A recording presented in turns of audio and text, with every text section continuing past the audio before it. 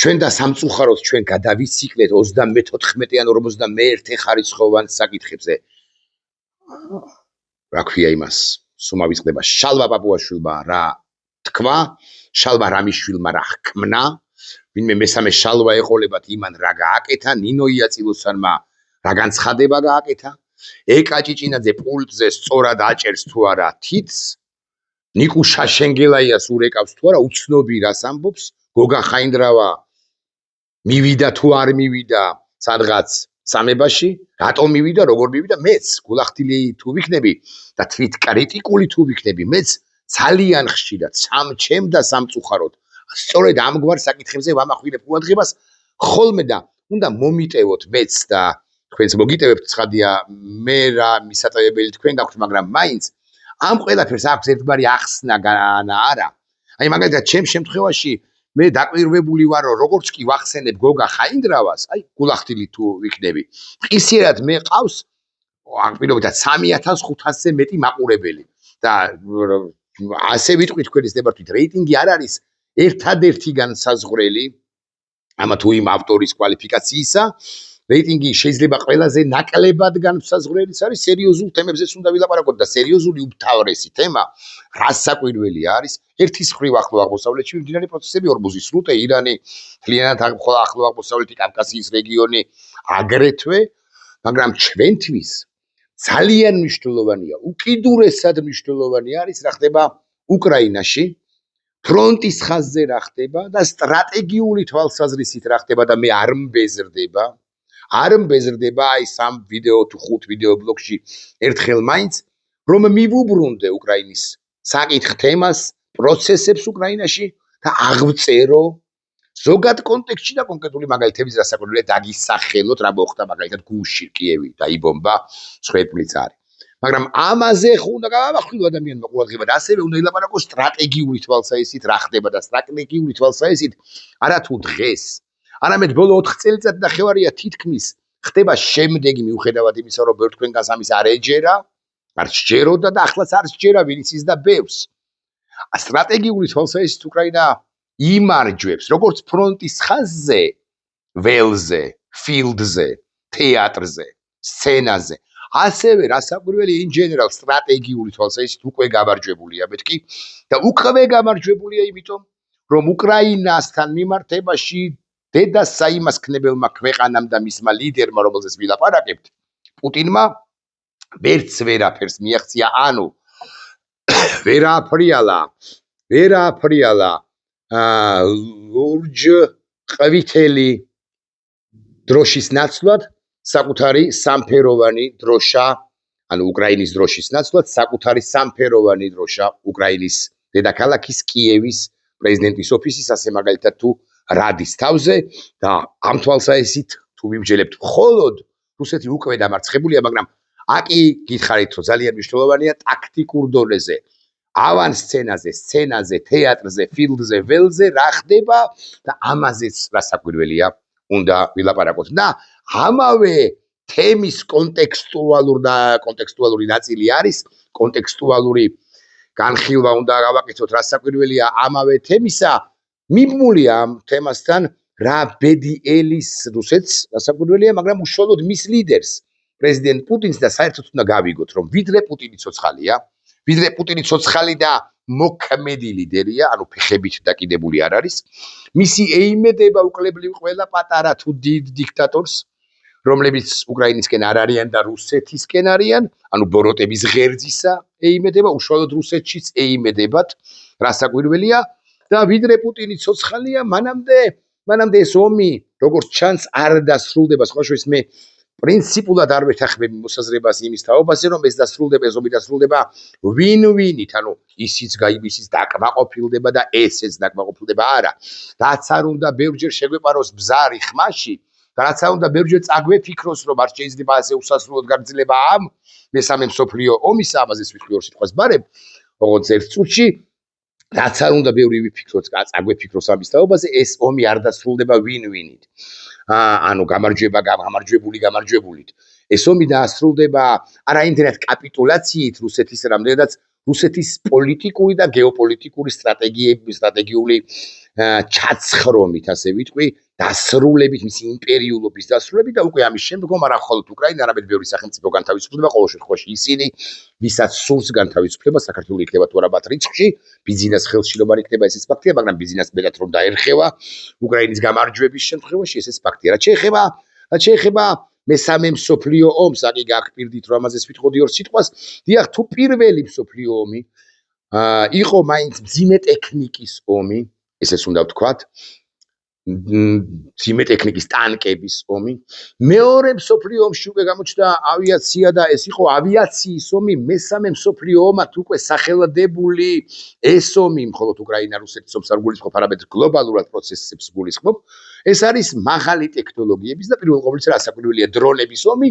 და ცაში უპირატესობა დრონების კუთხით, ასე ვიტყვი, მოიპოვა და სამუდამოდ და საბოლოოდ მოიპოვა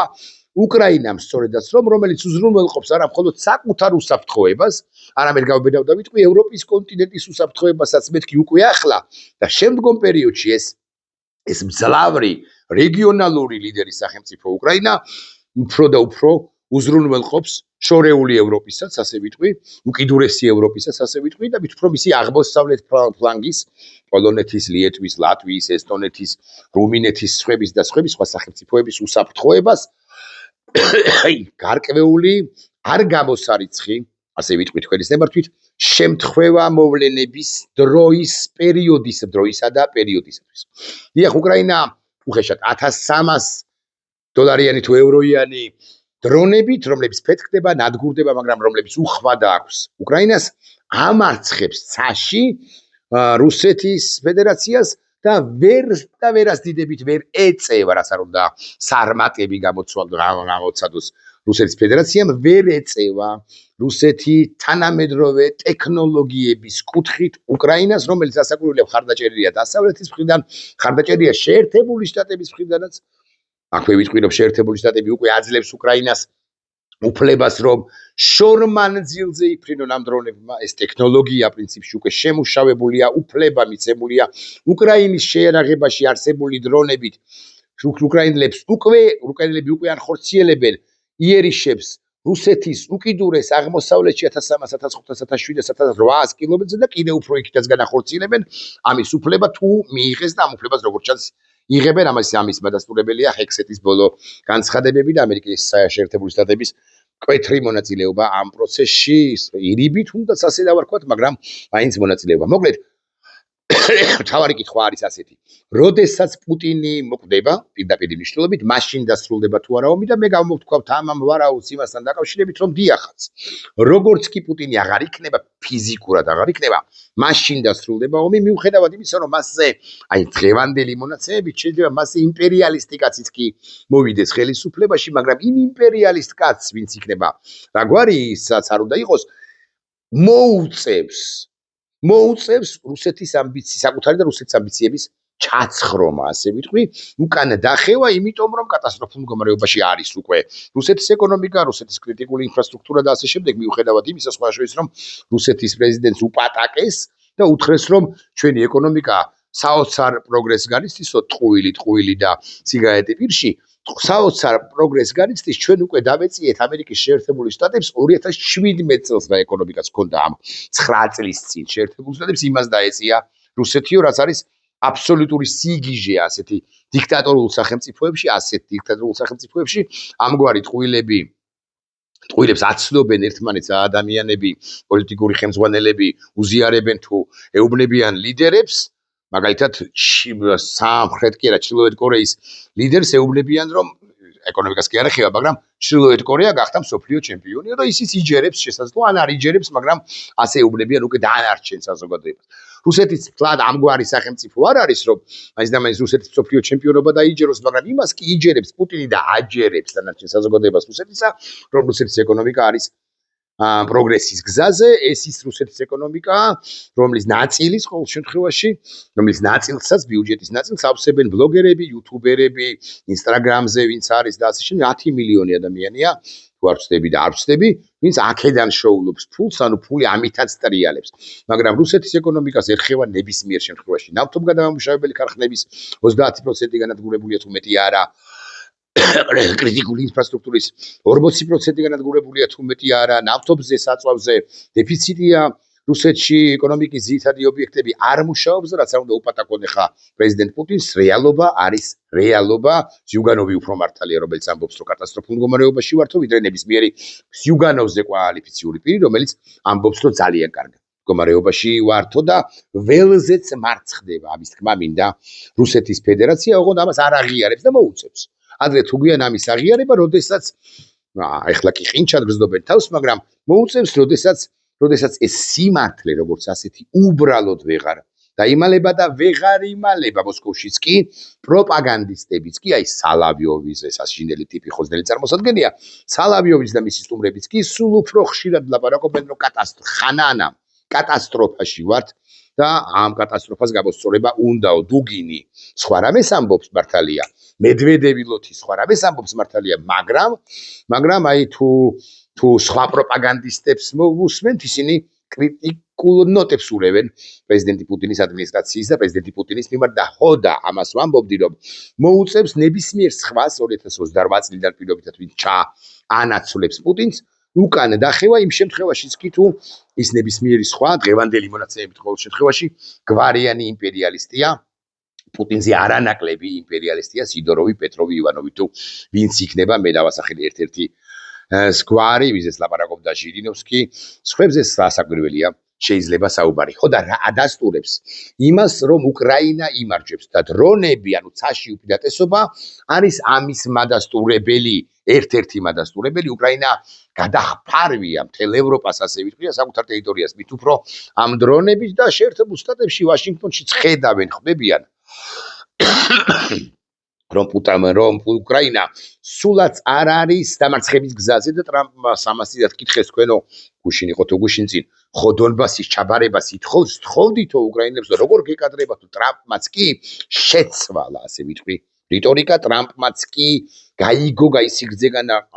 თვალსა ესით ამ ეტაპზე ყოველ შემთხვევაში, რომ თუმცა ის ხშირად ცვლის პოზიციას, რომ უკრაინა უფრო გამარჯვების გზებზე ვდგებით, ვიდრე დამარცხების ბილიკზე შემდგარი სახელმწიფოა. ესეც აღსანიშნავია. ეხლა რა არის კიდევ ერთი მადასტურებელი, თქვენის ნებართვით, ოღონდ საკუთარ მოსაზრებას არ გაგიზიარებთ,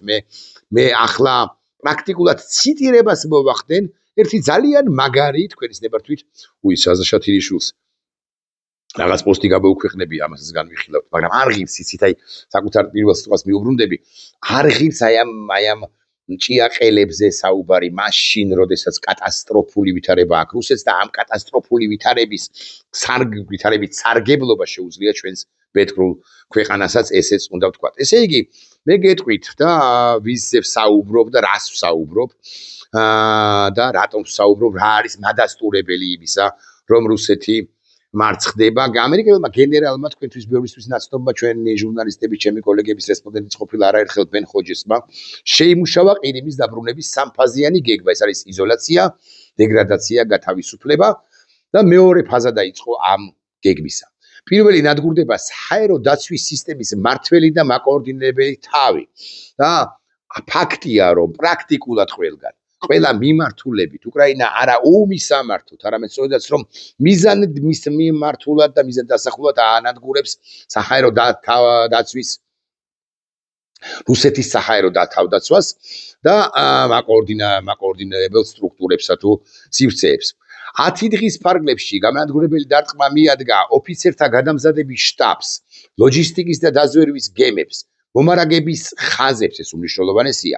და სხვა სამხედრო ინფრასტრუქტურას რუსეთისა, დაიწყო რუსული სამხედრო დაჯგუფებების ერთის მხრივ ნახეთ გაწყვეტა წელში, გაწყვეტა ხაზებისა, ლოჯისტიკური მომარაგების კუთხითაც და ერთი მსხვილი ჯგუფის მეორე ჯგუფისაგან მოწყვეტის პროცესის შესაბამისად განცალკევებისა და განადგურებისა. დაყრუება, დაბრმავება, მობილურობის შემცირება, ანუ გადაადგილების შეზღუდვა, კოორდინაციის მორღვევა მათ შორის ამ კავშირგაბმულობის მორღვევა, მათი მოგუდვა, ასე ვიტყვი თქვენის ნებართვით. უკრაინულმა სპეცდანიშნულების ძალებმა უპრეცედენტო, აი ჩვენ შავ ზღვაზე და აზოვის ზღვებზე გვახსოვს უკრაინელების არაერთი, დაახლოებით 7-8 უნიკალური ოპერაცია მოსკოვიდან დაწყებული, გაგრძელებული მნიშვნელოვანი სარაკეტო და განსაკუთრებით დრონების თიერიშებისა, მაგალითად ტამანის პორტი დაიბომბა 2 დღის წინ და ტამანის პორტის დაბომბვა პატარა ამბავი არ გეკუროთ, ეს ნოვოროსიისკის პორტზე პატარა პორტია, რასაკვირველია, მაგრამ ეს პორტიც არის ნავსაყუდელი რუსეთის სამხედრო შავი ზღვის ფლოტისა. ისიც დაიბომბა მისი კრიტიკული ინფრასტრუქტურა. მოკლედ, უკრაინელი სპეცდანიშნულების ძალებმა უპრეცედენტო ზუსტი და დროში კარგად გაცვლილი დარტყმა მიაყენეს საჰაერო დაცვის კოორდინაციას, ბოდიშ ვიხდი და ესე იგი შავ ზღვაზე არსებულ ინფრასტრუქტურას, ესეც რომ ვიცოდეთ მაინც და ამ თვალსაზრისითაც დაასუსტეს მორიგჯერზე რუსეთის ოფიცერთა გადამზადების შტაბი და ასე შემდეგ. აი ამას გამოეხმაურა მეორე გენერალი ჯეკი კინი, არანაკლებ კვალიფიციური, რომელიც ვიდეო მონოლოგში აღფრთოვანებით ყვება უკრაინის მიღწეულ წარმატებაზე და აღწერს ამ მოვლენას როგორც არა ჩვეულ დარტყმას, არამედ უფრო დიდი მნიშვნელობის სტრატეგიის ნაწილს და დასაწყის და ეს დიდი მნიშვნელობის სტრატეგიის დასაწყისი რა არის იცით? მე აქ მქონდა რუკა და თუ მაქვს შენარჩუნებული არ ვიცი, ხო, ვიცით რა, ესე არ მაქვს მონიშნული, მაგრამ ეს არის უკრაინის რუკა და მე მინდა გაჩვენოთ, ესე იგი ეს არის ბოდიშ ვიხდი. ესე იგი, აი აქ თუ აქცევთ ყურადღებას, აი ეს არის ყირიმის ნახევარკუნძული, არ ვიცი კარგად ჩანს თუ არა. შესაბამისად, სულ მოვატრიალოთ თქვენის ნებართვით, ესე იგი, ეს არის ყირიმის ნახევარკუნძული. ეს არის ქალაქი დნიპრო. ამერიკა კარგად ჩანს, არ ვიცი. მისგან მარცხნივ, აი ყირიმის შესაბამისად, ყირიმის ნახევარკუნძული და ოდნავ მარჯვნივ და ზემოთ. არის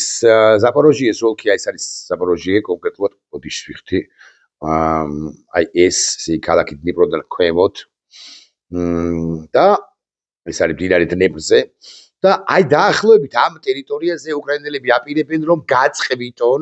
ეს არის დონბასი, აქეთ არის დონეცკი, გაწყვითონ რუსები რასაც აკონტროლებენ ის ტერიტორია, გაჭრან ხაზი ვიდრე აზოვის ზღვამდე, აქედან გამომდინარე მისი დასავლეთ ნაწილი, აქეთ უნდა წამოვაკეთო ხო ხელი, ესე იგი მისი დასავლეთ ნაწილი მოწყვიტონ მის აღმოსავლეთ ნაწილს დონეცკს, აქეთ არის ლუხანსკი, ამასობაში მოქცეულია გმირი ქალაქი მარიუპოლი, იცით გახსოვთ თქვენაც მოხდა მარიუპოლში, მარიუპოლისაგან მარცხნივ სარკინიგზო ხაზი, რომელიც რუსებმა აღადგინეს და ლოჯისტიკისთვის და გააკეთეს აღადგინეს და ლოჯისტიკისთვის მნიშვნელოვანია, მათ შორის ყირიმის ხიდთან დასაკავშირებლად. ყირიმის ხიდთან, ბოდიშ ვიხევ ყირიმის ხიდს, ყირიმის ხიდთან დასაკავშირებლად, ესე იგი ქერჩის მხარეს და უკვე ქვემოთ არის, ესე იგი ეს ტემრიუკი, ნოვოროსიისკი, ტამანისკენ დაიძრა ამასობაში რუსული სამხედრო ფლოტი და უკრაინელები აპირებენ რომ ჩაჩეხონ, გაწყვითონ ალბათ არასწორი სიტყვა, ჩაჩეხონ და თუ ამას მიაღწიეს. აი სწორედ ამ მომენტისთვის დგება გადამწყვეტი ფაზა ამ ომისა, სწორედ ამის გამო ლუზერი ხარ, ლუზერ, აი ესე რუსულად ვიტყვი თქვენის ნებართვით, შენ ხარ ლუზერი, შენ ხარ დამარცხებაზე ორიენტირებული, შენ ვერ იმარჯვებ, შენ დაგვამარცხე, შენ კატასტროფულ მდგომარეობაში აღმოგვაჩინე, ეს სიტყვები მომრავლდება არა მხოლოდ ზოგადად რუსეთში, არა მხოლოდ მოსკოვში, არა მხოლოდ მოსკოვის ცენტრში, არამედ მოსკოვის ცენტრის ცენტრში, ესე ვიტყვი თქვენის ნებართვით, კრემლში და კრემლში ამაზე ელაპარაკებენ ჩუმჩუმად, მაგრამ რომელიღაც ეტაპზე აიღებენ იარაღს და იტყვიან, რომ შენ ის კი იმალება ბუნკერებშია, მაგრამ მაინც რომ ამ კაცმა დაღუპა რუსეთი. ამას იტყვიან გენერლები, ამას ვინ იცის და იტყვიან ფსბ-შნიკებიც, ამას ვინ იცის და იტყვის პოლიტიკური ელიტა. ჭრდილში მყოფი, რომელთა გვარსახელებით ჩვენ არ ვიცით უმრავლეს შემთხვევაში, ამას იტყვის ოლიგარქიატი, რომელიც კატასტროფულ მდგომარეობაში თავისი 20 ან რაღაც 220 მილიონი განა არა აქვთ, მაგრამ ადამიანები, რომლებიც 220 არ ვიცი და 22 მილიარდს არიან ნაჩვენი და 220 მილიონი თუ 460 მილიონი ღა დარჩათ, რასაც აკონტროლებენ თუ ის ოპერირებასაც აკეთებენ, რითიც ოპერირებენ, ეს მათთვის კატასტროფა უხეშად. თქვენ თუ შეჩვეული ხართ და გაქვთ პირობითად 1000 ლარი და თვიდან თვემდე, 1000 ლარი, 2000 ლარი, 1000 ლარი თქვა და მე ვიღაცა დაგიტოვებთ 100 ლარს, თქვენ გაგიჟით, თქვენ გაღარიბდით, გან 100 ლარი არ ყოფნით, თუმცა არ ყოფნით, რასაკვირველია, მაგრამ მაინც გან არ ყოფნით, რა მაგ შეფარდებას ზე ამახვილებ ყურადღებას უფრო, მაგრამ თქვენ მიჩვეული იყავით რომ 1000 ლარი გეხარჯათ ოჯახისათვის და ახლა 100 ლარს ხარჯავთ ოდენ. იგივე მდგომარეობაში არიან მსგავს მდგომარეობაში არიან ოლიგარქები, რომლებიც იტყვიან ადრე იქნება თუ გვიან რომ შენ დაგვამარცხე და დამარცხება რუსეთისა ესეც იქნება ერთ-ერთი ფაქტორი ესეც იქნება თუ უკრაინამ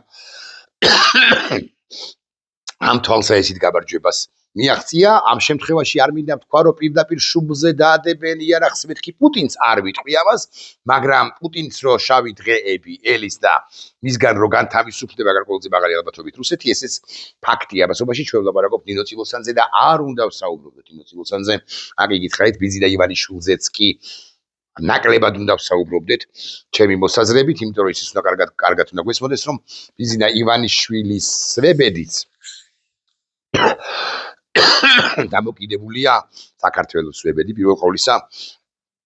კარგი მომავალი დამოკიდებულია იმაზე რა მოხდება ზემოთ ჩვენგან ზემოთ და მარცხნივ ზემოთ და ზემოთ მოსკოვში კიევში ზოგადად უკრაინაში ზოგადად ამ ბავში კონფლიქტს არ ვარქმევ დამარცხდება თუ არა რუსეთი და დამარცხდება რუსეთი რასაკვირველია მეცაც გეტყვით რუსეთის დამარცხების ერთ-ერთი თვალსაჩინოება არის ის რომ უკრაინელმა ხალხმა გავბერავ და ვიტყვი ასე სამუდამოდ შეიძულა აი გაივლის კიდევ 850 წელიწადი 850 წლის შემდეგაც კი უკრაინელი ხალხს არ ეკეთება არანაირი სურვილი დაბრუნები რუსეთის სივრცეში დაბრუნებისა პუტინმა გააკეთა ეს ყველაფერი შეაზიზღა უკრაინელებს რუსები გადავცელდა ეს ყველაფერი მთლიანად რუსულ სახელმწიფოზე და უკრაინის გამარჯვების შემდეგ და შემთხვევაში და შემდეგ რუსმა ხალხმაც რთული სათქმელია ეს თითქოს რა დააშავა ვინმე მეტყვის მაგრამ მაინც რუსმა ხალხმაც რასაკვირველია უნდა ზღოს და აგოს პასუხი იმაზე რაც ჩაიდინა მათმა სახელმწიფომ ზუსტად ისევე როგორც გერმანელები დღემდე იტანჯებიან იმ კომპლექსით რასაც ჰიტლერის კომპლექსი ან ნაციზმის კომპლექსი ჰქვია ისინი იდანაშაულებენ საკუთარ თავს და ამბობენ რომ აი ის რაც მოხდა 30-იანი წლებიდან 45 წლის ჩათვლით ეს ჩვენი ბრალიც არის მაშინ არ იყო უმრავლესობა დღეს ცოცხალთაგან ცოცხალი დაბადებული უფრო ზუსტი რომ იყო გასაკვირველია მაგრამ ისინი იღებენ პასუხისმგებლობას და ასე ნებისმიერმა ვლადივოსტოკელმა თუ ომსკელმა თუ მურმანსკელმა თუ ჩელიაბინსკელმა თუ პეტერბურგელმა თუ მოსკოველმა უნდა აიღოს პასუხისმგებლობა იმაზე რაცაც ჩადიოდა ეს ქვეყანა თავის ფლებს მოყარე ყველა ხალხისა და ქვეყნის წინაშე რა დანაშაულებით ჩაიდინა აქ მარტო უკრაინელებს არ გულისხმობ სხვადასხვა მე ვგულისხმობ ქართველებსაც მე ვგულისხმობ საუკუნეების ორი ნახევარი საუკუნის წინანდელ ამბებს ჩრდილოეთ კავკასიაში ასევე გასული საუკუნის 90-იანებში ასევე ჩრდილოეთ კავკასიაში მიმდინარე პროცესებს ჩეჩნეთის პირველ ომს ჩეჩნეთის მეორე ომს გენოციდ ჩეჩენი ხალხისა ეთნიკურ წმენდას ქართველი ხალხისა გენოციდის მცდელობას ეთნიკურ წმენდას უკრაინელი ხალხისა და ასე შემდეგ კიდევ უამრავი ადამიანის უამრავი ხალხის ჩაბოცვლა შეიძლება ყოფილი საბჭოთა კავშირის სივრციდან რომელთა ნაწილი ახლა რუსეთის ფედერაციაშია ნაწილი გასულია ნაწილი საერთოდ თავდაღწეულია მაგრამ ეს არ ამცირებდა და არ ამცირებს რუსეთის მთლიანად როგორც სახელმწიფოს პასუხისმგებლობას ყველა ამ ხალხის და რუსი ხალხის პასუხისმგებლობას ყველა ამ ქვეყნის წინაშე რომ ვიცოდეთ მაინც და პუტინის ისევ მიუბრუნდეთ თემას როგორ სრულდება უკრაინის ომი და უკრაინის გამარჯვებით თუ სრულდება ეს ფაქტია ეს სერიოზულად განსახილველი არც არის ყველამ უნდა გაიგოს ეს ვისაც არ სჯერა მათაც უნდა დაიჯერონ მიუხედავად იმისა რომ ხანდახან გაჭირდება გადა არა მაგრამ როდისო თუ მე მკითხავს არ ვიცი მაგრამ როგორო თუ მეტყვის მკითხავს ამას მე ვიტყვი რასაკვირველია უკრაინის გამარჯვებით და პუტინის პერსონალურად პუტინის განადგურებით ასე ვიტყვი და როცა ნადგურდება დიქტატორი პუტინი ამის შედეგად მისი გამოპუტინებულების ნადგურდებიან მარტო მოსკოვში მყოფ ლოთებსა და შფოთებს არ გულისხმობ მე არ გულისხმობ აქ თითქოს ასკეტებს რომლებიც სხვადასხვა უგრანებში ერთ უგრანში პრინციპში ერთზე ვლაპარაკობ გამაგრებულან და თვალებ აპყრობილი იბზირება კავკასიონ ქედ გადაღმა და ლოცულობს იმაზე ლოცულობს გველი ხახსენდება ზოგიერთ ჩემს მაყურებელს რა ვიგულისხმე და რატომ აღარ დავაკონკრეტებს ქვერის ნებართვით მოკლედ ის ლოცულობს იმაზე რუსეთმა გაიმარჯვოს იმიტომ რომ რუსეთის გამარჯვება მისი პოლიტიკური და ვინც ის და ფიზიკური სიცოცხლის ხანგრძლივობის გარანტია არავის არაფერს არ უსურვებს რასაკვირველია სიტყვას არ გამქცევია მეორე მხრივ უბრალოდ გიხსნით რომ ასაკვირველია პოლიტიკური სიცოცხლის ხანგრძლივობა დამოკიდებულია ამ კონკრეტული პირის ანუ ივანიშვილისა რუსეთის გამარჯვებაზე შესანიშნავად ხდება გრიგოლიჩი თუ ვერ გადაეწყო და გადაწყობის რესურსი ნაკლები აქვს ან არა აქვს საერთოდ თუ ვერ გადაეწყო ის განწირული იქნება ისტორიის მიერ და რეალურად ის დაკარგავს ძალაუფლებას ისტორიის მიერ ისედაც განწირულია უკვე რახანია. მოკლედ, უკრაინა ჩაჩეხავს აზოვის ზღვისაკენ ზაპოროჟიეს მიმართულებით გაწყვეტს წელშიდან ტერიტორიულადაც ასევე ლოჯისტიკურ ხაზებს, ინფრასტრუქტურულ ხაზებს და ასე შემდეგ და გააკეთებს ამას დრონებით უმრავლეს შემთხვევაში. ამაზე ლაპარაკობს არა მხოლოდ ირაკლი ტაბლიაშვილი, ჩვენი მონამორჩილი, არამედ ლაპარაკობენ გენერლები ამერიკელებიც, რომელთა კვალიფიკაციაც შეუდარებლად მაღალია ვიდრე ტაბლიაშვილისა და ტაბლიაშვილს მიჩივის ვიდრე რუსი სამხედროებისა, რომლებიც ასე ამბობენ ბეიბიგი, სარბატი გამოცადეს ახლა, რუსებმა მთლიანად, არა მხოლოდ სამხედროებმა, მაგრამ სარმატიც რა არის საბოლოო ჯამში კარა, უმძიმესია, რასაკვირველია, მაგრამ აქ ხომ ჩვენ ლაპარაკობთ იმაზე, რომ თანამედროვე ტექნოლოგიების თვალსაზრისით, უხეშად ლაპარაკობთ, ცხადია, ვუტრირებ, 300 დრონი არის ერთი სარბატის ოდენობის კი არა მეტი, ბევრად, იმიტომ რომ მეტი ზიანის მიყენება შეუძლია ამ 300 დრონს და აკი აყენებენ კიდეც მეტ ზიანს უკრაინელები და ისინი შემართებით გრძნობენ თავს და გავიხსენებ ფედოროვს, თავდაცვის მინისტრს უკრაინისა, ახალგაზრდა კაცს, ჯანმრთელ კაცს, რომელიც ამბობს, რომ ჩემი მიზანი არის, რომ 50,000 კაცი გაანადგუროს უკრაინამ რუსები 50,000 კაცი დაიღუპოს ყოველთვიურად და ეს რიცხვი ციფრი, იმიტომ კი არ არის მოტანილი ჰაერიდან რაღაც ხუთიანები კი არ მოსწონს და ნულიანები ფედოროვს, არამედ იმიტომ რომ ამდენი დანაკარგის შევსების შესაძლებლობა კი ნამდვილად არ აქვს რუსეთს. ახლა დაახლოებით 30,000-35,000-ზე ასული უკრაინის შეერაღებული ძალები, გარწმუნებთ რომ არც შორს არ არის ის დრო, როდესაც 50,000 კაცი ხუმრობა საქმე კი არ არის, ოკუპანტი დაეღუპება რუსეთს და ახლა ვიტყოდი რომ ჯანდაბამდე გზა ჰქონიათ, მერქი ადამიანურად რასაკვირველია ეს ოჯახებისთვის ტრაგედია, მაგრამ მეორე მხრივ ტრაგედიაა კი, როდესაც 9 მაისის კადრები ვნახეთ, როგორ გამოდიოდნენ დაქვრივებული ქალები და როგორ ლაპარაკობდნენ საკუთარ მეუღლეებზე, შვილებზე,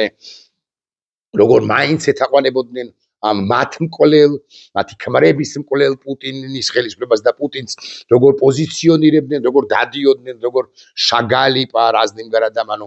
იმოიარეს თუ მარშირ გაიარეს სხვადასხვა ტყლაპოებსა და ქართულ ქალაქებში, ხო, არ ვიცი, ცოტა ხმამაღალად თქვია, გემეტებაო, არა, არ გემეტება ადამიანური თვალსაზრისით, მაგრამ მეორე მხრივ როგორ არ გემეტება ადამიანები, რომლებმაც მოკლეს ბავშვები უკრაინელები, რომლებმაც მოკლეს ქალები უკრაინელები, რომლებმაც მოკლეს მოხუცები უკრაინელები და რომლებმაც იასრულეს ამ დედასაიმასკნებელი ქვეყნის დედასაიმასკნებელი კაცის პუტინის ბრძანებები. ჩვენ გავიმარჯვებთ, ვეგულისხმობ საქართველოს გამარჯვებას ამ შემთხვევაში და ვაგლახავთ ჩვენი გამარჯვება დამოუკიდებლად ავტონომიურად ვერ შედგება, ყოველ შემთხვევაში მოცემულ ეტაპზე ეს მდგომარეობა ჩვენ ვერ ვეხიდებით პრაქტიკულად უკრაინას, არ გულისხმობ ჩვენს ჯარისკაცებს, რომლებიც იქ არიან. მივესალმები უკლებრივ ყველას, მათ შორის ჩემს მეგობარს ბექა ქურხულს, რომელიც იქ არის, მწერალკაც და სხვებს, მათ იციან ჩემი დამოკიდებულება მათ მიმართ და